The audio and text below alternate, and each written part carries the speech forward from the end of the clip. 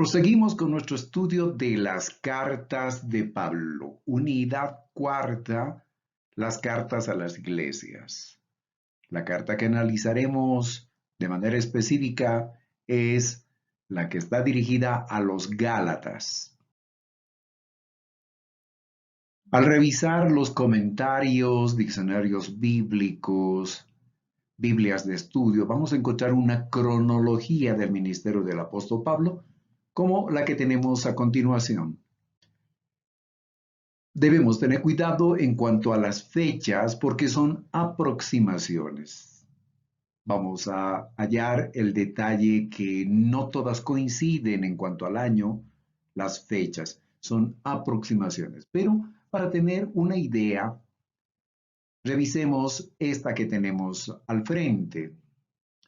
En el año 34 habría ocurrido la conversión del apóstol Pablo.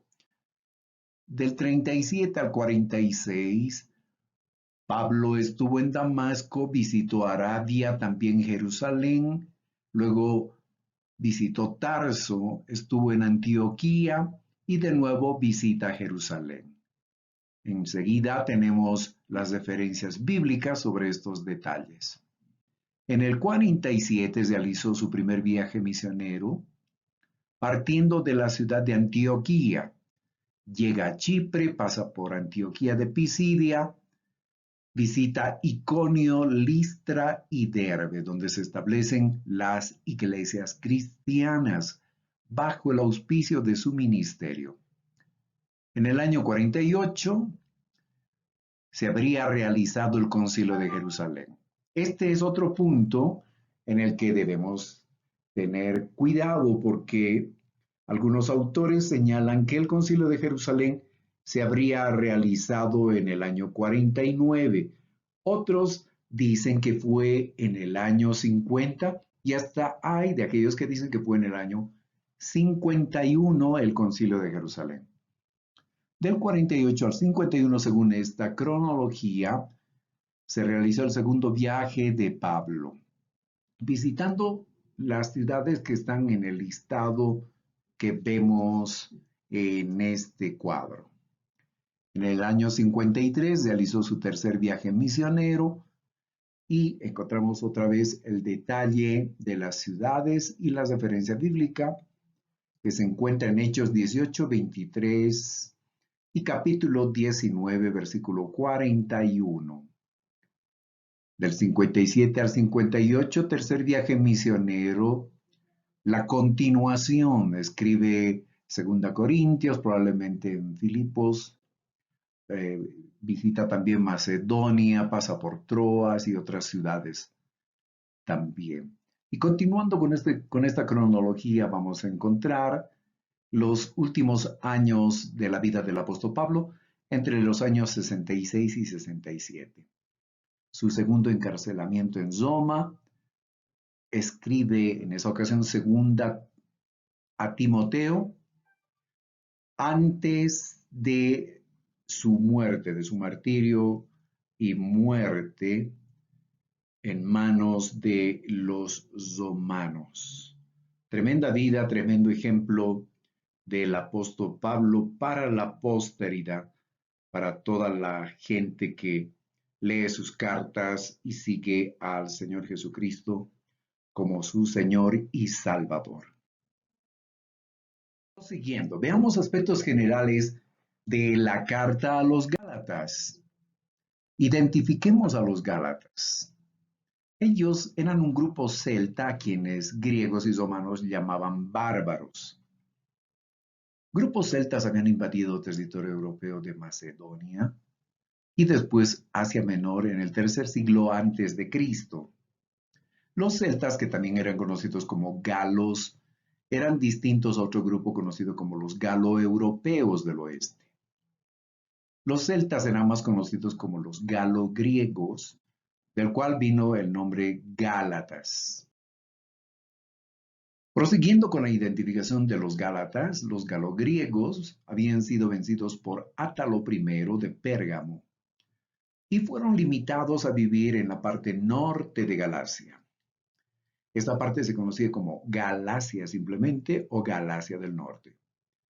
Sus ciudades principales eran, por ejemplo, Ancira, hoy la ciudad de Ankara, capital de Turquía, y también la ciudad de Tabyum. Al ser conquistados, se convirtieron en una provincia del Imperio Romano. Incluía ciudades como Listra, Iconio y Derbe, ciudades que son mencionadas en el libro de los Hechos, ciudades que visitó el apóstol Pablo para establecer comunidades cristianas. Toda la región desde el norte hasta el sur era conocida como Galacia en los tiempos de Pablo. Tenemos aquí un mapa que nos da una idea de la ubicación de las ciudades de Derbe, Iconio, Listra, Perge, la ciudad de Antioquía de Pisidia, y nos da una idea también de lo que es Galacia del Sur y por otra parte Galacia del Norte. En el costado derecho encontramos la ciudad de Antioquía, donde estaba establecida la comunidad cristiana que se convirtió en una iglesia madre, que se convirtió también en un centro de evangelización, una iglesia misionera, una base de operaciones para que el Evangelio sea difundido en otros territorios. Una introducción a la epístola a los Gálatas. Según el libro de los Hechos, Pablo fundó un grupo de iglesias en la región de Galacia del Sur, es decir, la provincia romana con ese nombre, en su primer viaje misionero. Predicó el Evangelio en las ciudades de Iconio, Listra y Derbe, Hechos 13 y 14. En su segundo viaje visitó nuevamente estas ciudades, según Hechos 16, 1 al 6.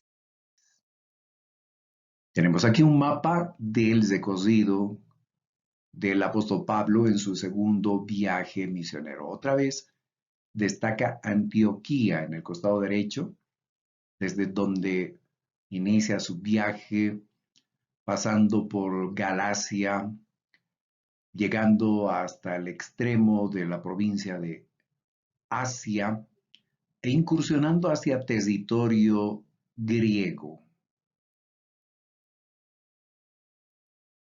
En su tercer viaje misionero, otra vez los visita a los Gálatas, Hechos 18, versículo 23.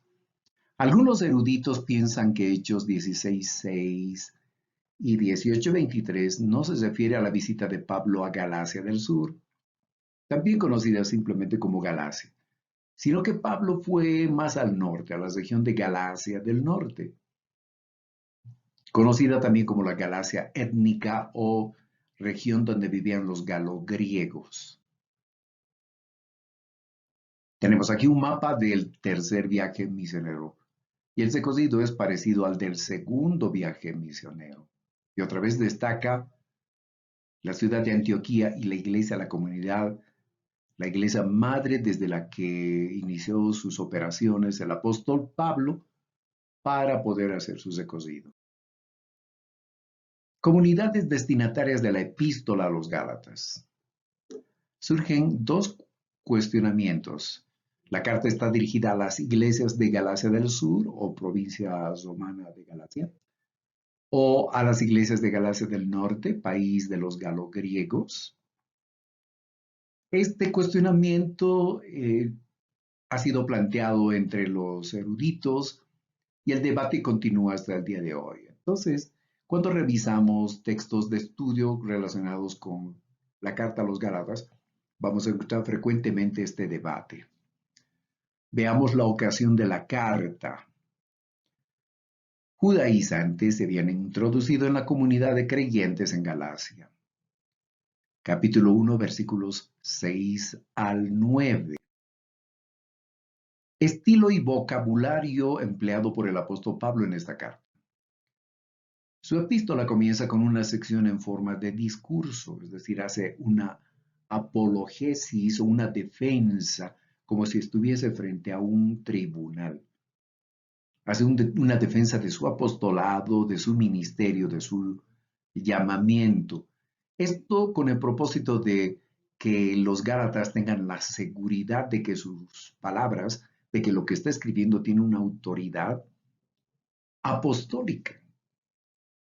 Es de gran peso como lo que escribe Pedro, Juan y los otros apóstoles. Entonces, esa es la idea de por qué comienza su carta de esta manera, para darle peso de autoridad a sus palabras, a lo que va a exponer a continuación. Entonces, prosigue con una sección que la podemos llamar prescriptiva. Hace lo que hace un médico. Cuando un médico realiza un diagnóstico al revisar a un paciente, realizado el diagnóstico, prescribe medicamentos o tratamiento. De igual manera, el apóstol Pablo, después de haber descrito lo que está pasando con los Gálatas, prescribe lo que deben hacer frente a su situación. Fecha en la que fue escrita la carta, antes del año 49. Algunos dicen, fue después del año 49. Hay algunas cuestiones abiertas con relación a esta carta. ¿Dónde insertamos Gálatas en la cronología del apóstol Pablo, de la vida del apóstol Pablo, del ministerio? Gálatas está incluida antes del Concilio de Jerusalén, que fue en el año 50, algunos dicen el año 49, o después del Concilio de Jerusalén. ¿Quiénes eran los promotores de la crisis en Galacia? ¿Quiénes exactamente eran los judaizantes?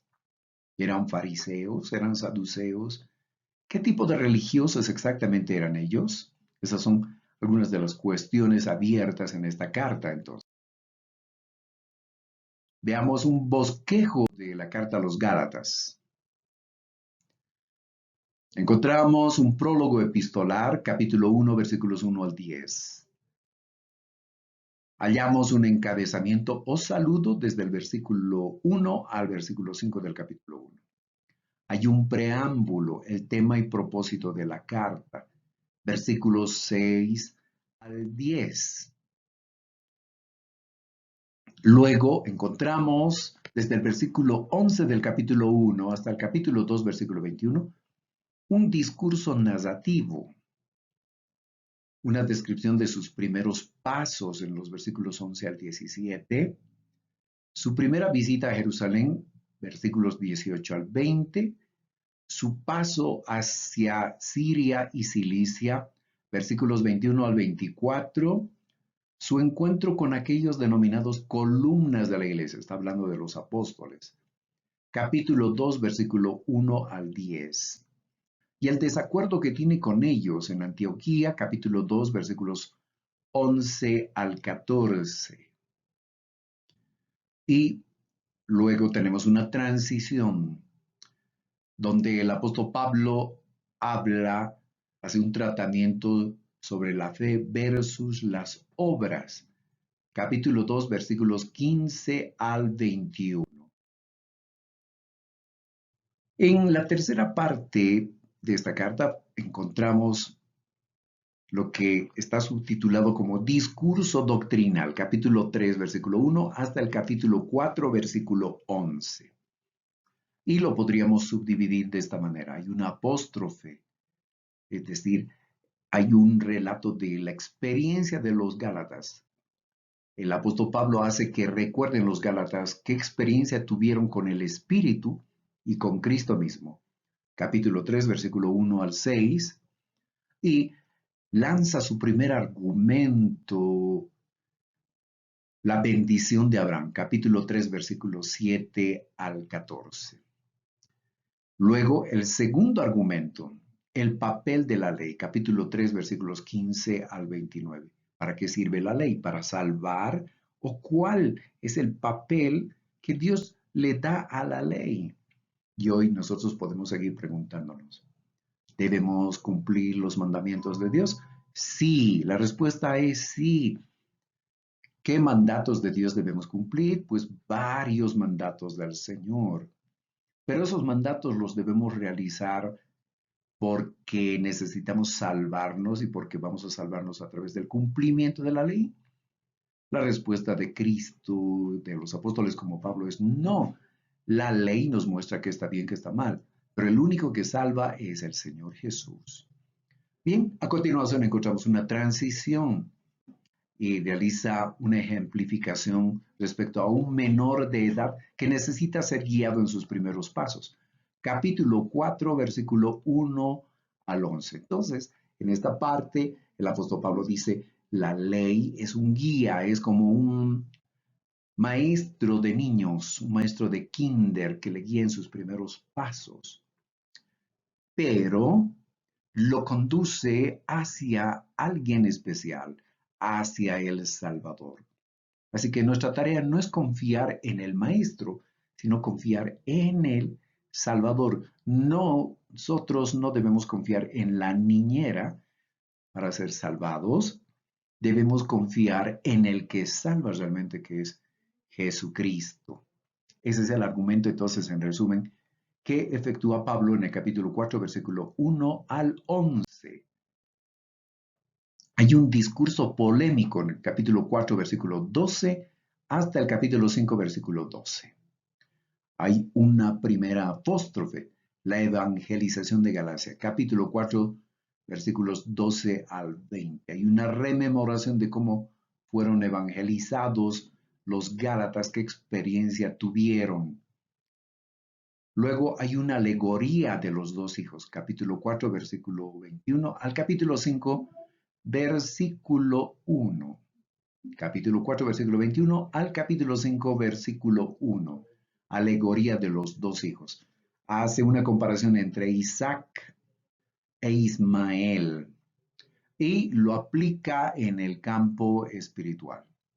Luego encontramos un segundo apóstrofe, la crisis de Galacia, capítulo 5, versículos 2 al 12. Les muestra entonces el grave error que están cometiendo los Gálatas al haber conocido al Salvador y de pronto confiar en la niñera para ser salvos. Haber comenzado con el Espíritu y de pronto querer terminar en otra cosa.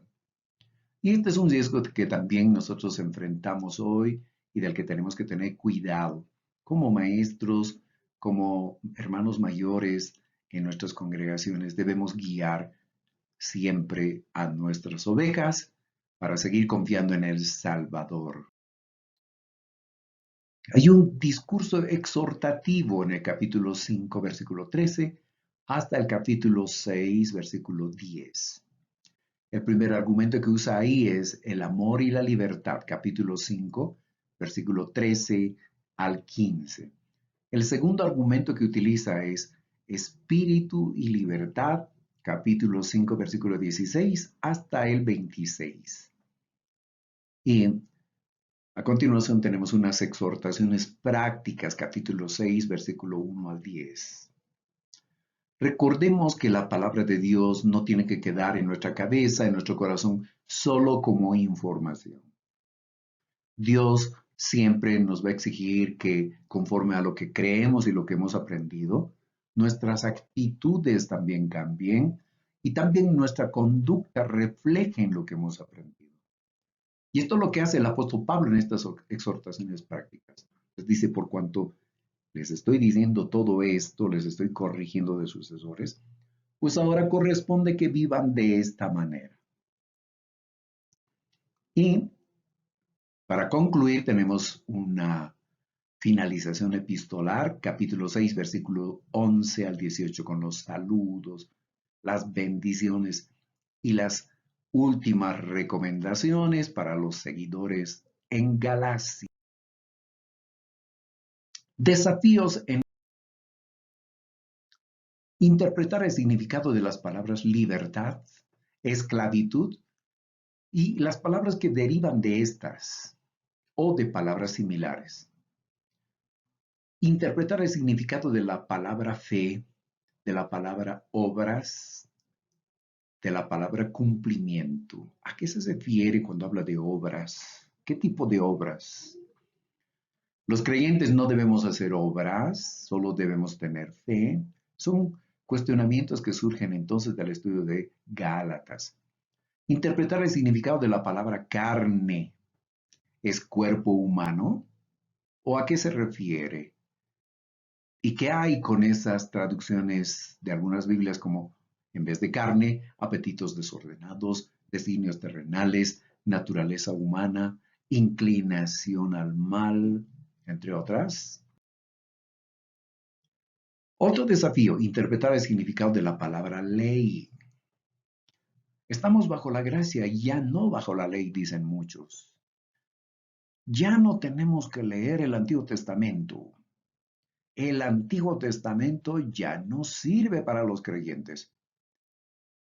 ¿Estaremos interpretando bien al decir eso? ¿Estamos entendiendo bien la Biblia al decir eso? Es uno de los desafíos del libro de Gálatas. ¿Qué quiere decir el apóstol Pablo cuando habla de ley?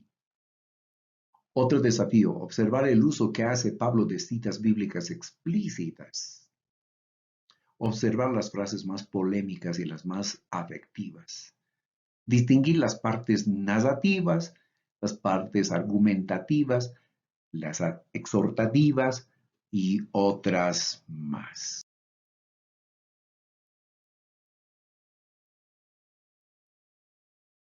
Bastante panorámico de la carta a los Gálatas. El desafío para el estudiante es leer la misma carta y profundizar el análisis y el estudio con las preguntas correspondientes al docente.